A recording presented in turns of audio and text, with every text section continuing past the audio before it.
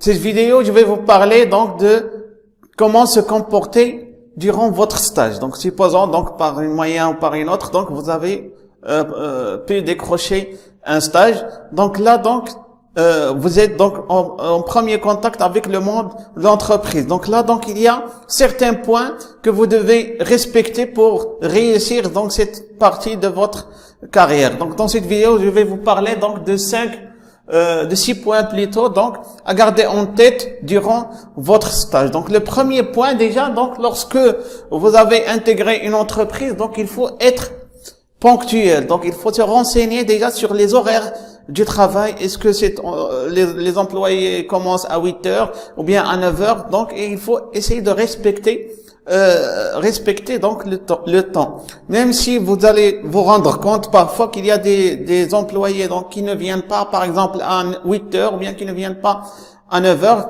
donc il ne faut pas les imiter. Il ne faut pas faire comme eux, parce que eux, donc, ils ont une certaine situation différente, donc, qui est, vous n'êtes pas donc dans la même situation. Donc là, donc, vous êtes stagiaire, vous devez garder une bonne impression. Donc, il faut surtout, donc, être ponctuel. Deuxième point. Donc, le code vestimentaire. Donc, il faut respecter le code vestimentaire de telle société. Si vous voyez, par exemple, que les gens viennent, par exemple, avec un costume cravate, donc il faut essayer de venir avec costume cravate. Si les gens, par exemple, ne portent pas, cravate, donc il ne faut pas, par exemple, la porter pour créer, donc, c'est-à-dire une différence de style. Donc, il faut essayer de respecter le code vestimentaire de cette société, donc comme ça, donc vous allez réussir donc votre intégration. Mais surtout, donc il ne faut pas venir avec une tenue méprisée. Donc il faut surtout éviter ça parce que rappelez-vous donc que 80% du message, donc ça se passe à travers le non-verbal, à travers ce que vous dégagez. Donc il faut dégager quelque chose de positif. Et ça commence déjà par votre tenue vestimentaire. Troisième point, le respect. Il faut respecter les gens. Il faut respecter aussi leur intimité. Parce que là, donc, vous allez intégrer un nouvel environnement. Bien sûr, donc, il ne faut pas, d'une manière brusque, offenser l'intimité des gens. Je parle là surtout, par exemple, donc, il ne faut pas envoyer, par exemple, des messages WhatsApp, par exemple, à vos collègues. Il ne faut pas ajouter, donc, directement, sans préavis. Donc, pas ajouter des gens sur Facebook. Par contre, vous pouvez les ajouter sur LinkedIn pour rester professionnel. Mais il ne faut pas, c'est-à-dire offenser l'intimité des gens. Donc, il faut respecter ce point. Donc, vous n'êtes pas là donc en train donc de faire des amis, mais là donc c'est des collègues. Il faut faire la différence entre collègues et amis.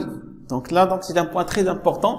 Autre point, donc le quatrième point, il faut saluer tout le monde. Donc vous devez dégager d'un esprit positif. Donc lorsque vous arrivez le matin, donc essayez de saluer tout le monde. Donc ça c'est très important. Même si les gens qui travaillent dans cette entreprise ne le font pas, donc chaque matin, saluez tout le monde avec le sourire, avec un esprit positif. Donc comme ça, vous allez garder une bonne impression donc chez les gens. Cinquième point, poser des questions. Donc essayez donc toujours donc de poser des questions, d'aller vers les autres. N'attendez pas que votre encadrant vienne pour c'est-à-dire vous poser des questions ou bien pour voir où est-ce qu'on est, où est-ce que vous êtes avec le travail. Donc essayez donc d'aller vers les autres, donc de poser des questions. Mais là, toujours, il faut essayer donc de poser des questions, c'est-à-dire en relation avec votre travail. Donc évitez les questions gênantes, par exemple, les questions à caractère personnel. Donc n'offensez pas la vie intime des autres. Par contre, il faut essayer donc de poser des questions qui sont en relation avec votre travail. Dernier point. Vous êtes stagiaire, il y a une soutenance, qu'il faut préparer. Donc, vous avez un encadrant à l'école auquel vous devez rendre compte. Donc, il faut commencer dès le début, c'est-à-dire à préparer votre rapport, au moins donc les premières parties qui concernent l'entreprise, qui concernent l'organigramme. Et après, bien sûr, essayez de chercher les éléments pour travailler votre sujet.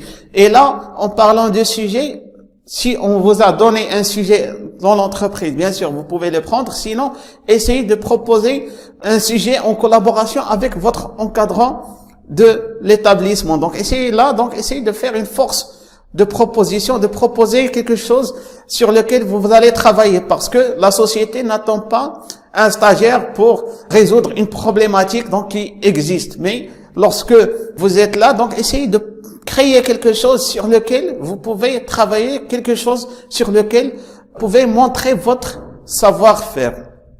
Donc là, donc c'est 6 techniques que vous devez garder en tête pour réussir votre intégration dans le monde de l'entreprise. Je termine cette vidéo par 3 points qu'il faut éviter durant votre stage. Donc le premier point, donc c'est les absences non justifiées. Parfois, lorsque vous êtes stagiaire, donc vous n'êtes pas payé, vous n'êtes pas un fonctionnaire, vous permettez par exemple des absences, vous permettez donc de venir à 10 heures ou bien de sortir avant l'heure. Donc là, donc c'est des choses à éviter. Donc il faut se comporter comme les autres fonctionnaires, parce que là donc c'est une préparation, ou bien il y a une possibilité donc d'intégrer cette société par la suite. Donc il faut faire preuve du sérieux et il faut éviter les absences non justifiées.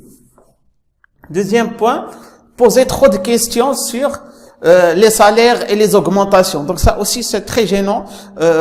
Bien sûr, donc tout à l'heure j'ai dit qu'il faut poser des questions, mais essayez d'éviter ces questions qui concernent les salaires, les augmentations, parce que les gens donc seront plutôt gênés et ils vont se dire que cette personne, elle vient d'arriver et elle pose trop de questions à propos de l'argent alors qu'il ne se concentre pas sur le travail. Donc évitez de poser trop de questions sur les salaires et les augmentations.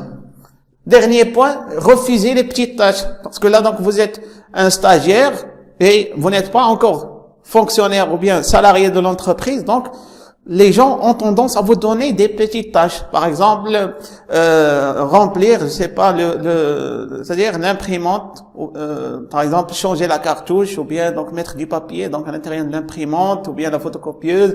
Pas donc des tâches comme corriger par exemple un document Word, ou bien renseigner, faire la saisie donc des papiers sur un fichier Excel. Donc ce genre de petites tâches, bien sûr, il ne faut pas les refuser, il faut les accepter volontiers. Il faut même exceller dans la réalisation de ces tâches, parce que c'est-à-dire le fait d'accepter ces tâches, les gens vont vous donner des choses plus importantes.